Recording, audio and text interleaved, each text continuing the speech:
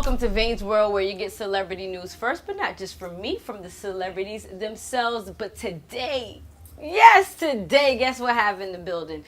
2 Mile Hill. Yeah.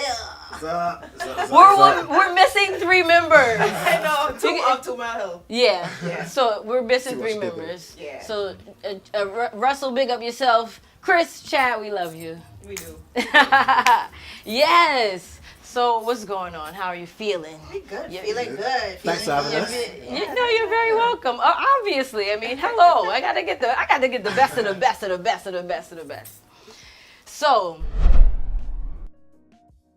if you could describe your style, because I wouldn't know, I wouldn't even really know how to describe it. I would put a little pop in there. I would put a little hip hop in there. I would put some R&B in there. How would you all describe the sound of the group?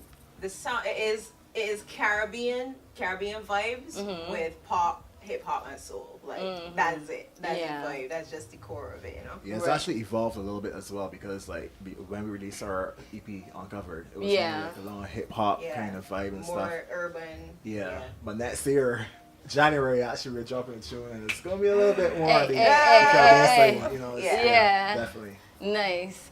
So just because let me just, to the people who are watching who may not know, because the idea is that people are watching from all over the world. And just in case they don't know. But they're like literally like in my opinion, the biggest band in Barbados. Arguably, we're reaching through. Let me talk for y'all, okay? This is my job. This is hello. I'm saying. I want you to meet our manager. This is our manager thing, you know. I'm saying we can talk about that. And throughout y'all are breaking barriers throughout the region as well. I know, like, recently you all went to New York and you sang the US National Anthem. Yeah. How was that experience for you, like, the entire experience? The entire experience, like, it's really surreal. It was surreal from the start when I realized that it was happening. Up until now, remembering that it happened is like, did that really happen? Like, so when we found out that they wanted me to do it to begin with, like, my blood pressure just went through the ceiling, and then all the nerves and everything, like, up until the day of singing it. And the practice was a lot of alcohol. Brutal, a lot. Yeah, I mean, girl, I noticed. This one was having some nerves. Like, I have no idea. Like, everyone, like, when you see the video, people, well, you didn't look nervous. You had that covered and stuff. And, like, people were encouraging me the whole time, but I was dying inside. Like, I was so nervous. I was so nervous. You didn't look it at all. That's good to know. Like, I really appreciate that I got to that place where I didn't look it, but I was freaking out, man. But like going through it, being there and doing it, and having, like, the colors, the soldiers in front of me and everything. And the official voice. And the official voice, the official NBA voice. Yeah. Like, it was just generally, it was a fantastic experience. With all the controversy with the US National Anthem, everything going on in the States with Donald Trump. I mean, football players taking a knee and everything, and you being from Barbados, like, how did that cross your mind at all? Oh, definitely. Yeah, what was the thought process with that?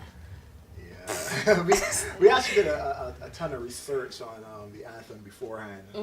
Even like things like that. We didn't know that people in America still don't know. Right. I had a conversation in Macy's with this guy who was working there, and he didn't know that there was a 3rd and 4th verse of the American anthem that they don't say anymore.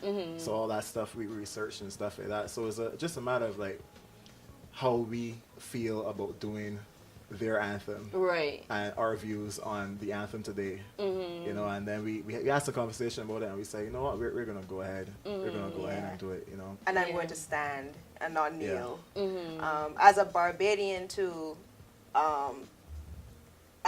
although I can be sympathetic to and kind of relate at a distance to the issue, like, I do have to acknowledge that I'm not an American, you know, I'm not an African American, and so it's not directly my struggle, and I'll be there in support for sure, but I'm just gonna, like, this for me was a national duty to Barbados, right? So I'm gonna go and do my duty to my country. Yeah.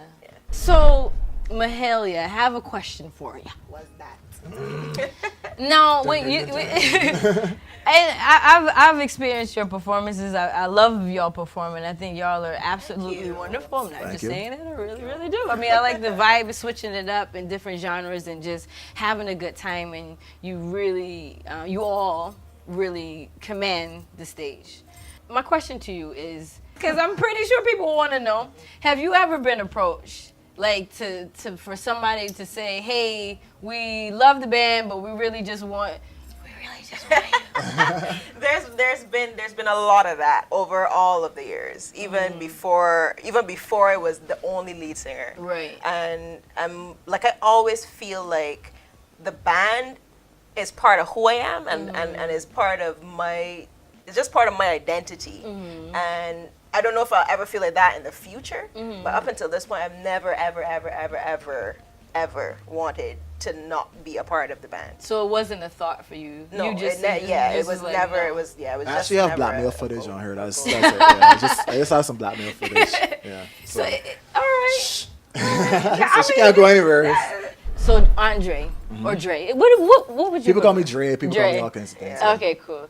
Has that thought crossed your mind, like, you know, do you think that Mahalia would ever leave the group? Have you ever, like, woke up in the middle of the night sweating, like, I wonder if she would ever leave? Or I got the blackmail for this, so yeah. But no, I never really had a thought, because we spoke about this already. Yeah. You know, we probably have this conversation like every year. Yeah. You know, like, so like Mahalia, you know, like, people got opportunities for you. Probably, you know, like, would you want to go solo and stuff? But she says she wants to be in a group setting, you know, so this particular group setting, specific you know, so, group. Yeah.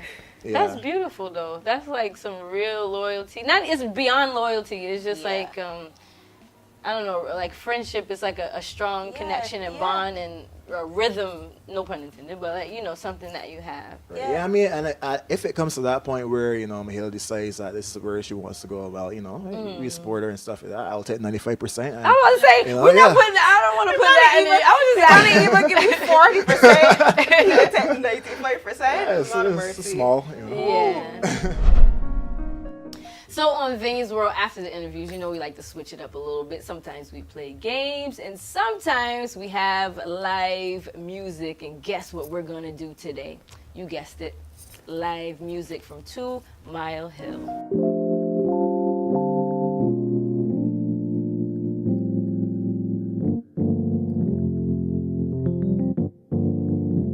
Yeah. Stepping out and sorting out this jumble in my head. In a disappearing jungle, start to fumble in my head. See me swinging from the vines, sitting in my rhymes, just relying upon the vibes that start to rumble in my head. Refuse to step in line. I was built to shine by design. I will not be defined by where your figure is my prime. Got to get it when my time is my time, and sees it. And all my people that knows it, feels it. A crystal for some clarity. High rise, rise high with me. All the answers, plenty inside, third eye open, wide angle lenses eyeing me. Magnificence magnified, passion personified, still misidentified, still oversimplified. Might be an overthinker, but I always had a mind. Could never make me a quitter, maybe I should make a sign.